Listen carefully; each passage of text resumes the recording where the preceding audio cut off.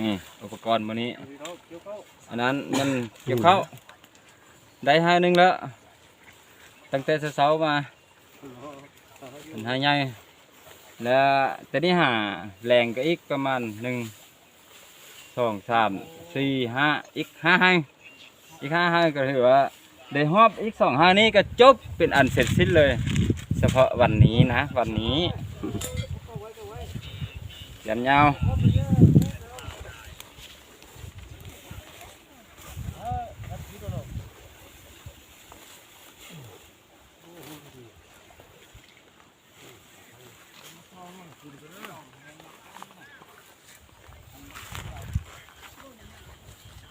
เย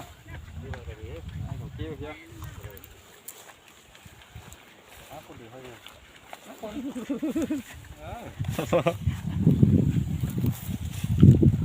เดี๋ยวแบ่งได้ไหมมาเนาะไปหมดเกี่ยวเลยหลังน้อยก็10 ใบนะทีเนี่ยไปชวนเอาหมวกไม้ได้หมวกอีมงหัวนะ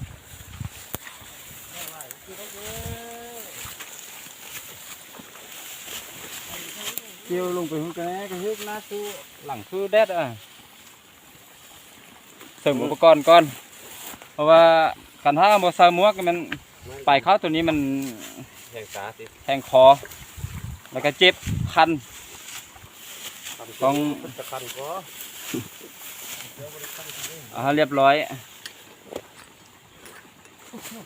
นี่เงา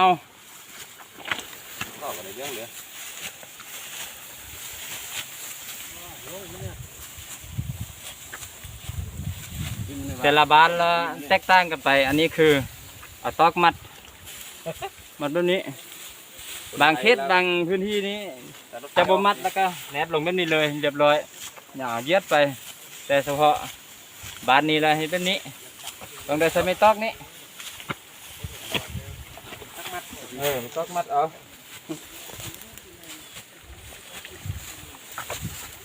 ยัง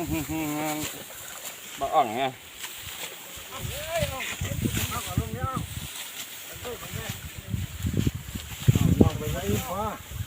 ล่องนะ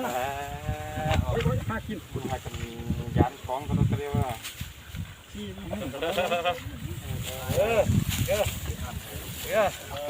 เอาไปเข้าเลยเข้าเลย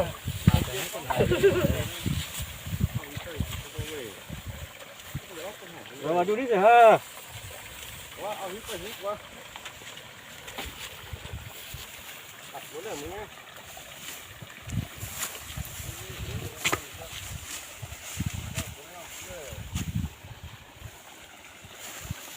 เขาใส่ละเข้าไอ้จากนั้นตักผมขึ้นข้างหน้าหน่อย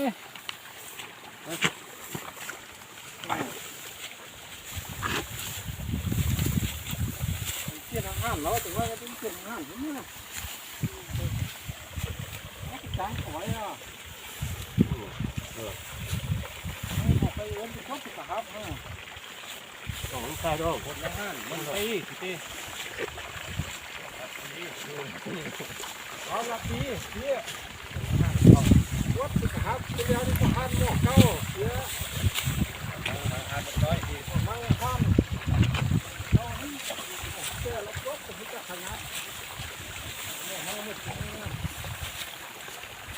ตัดไปวะอันเกิด